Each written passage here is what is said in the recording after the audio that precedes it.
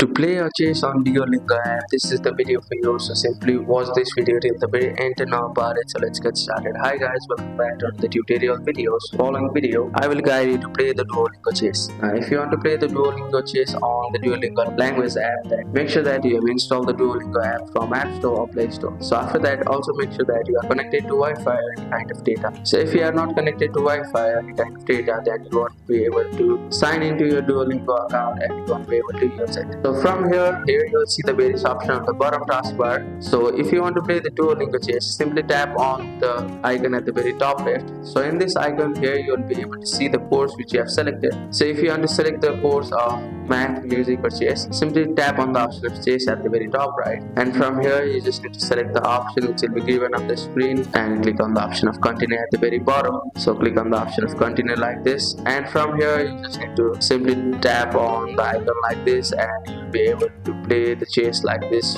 on Duolingo. So that's it, that's how you can play the chess on Duolingo. Thank you for watching the video. Please don't forget to like the video and subscribe to our channel. Thank you.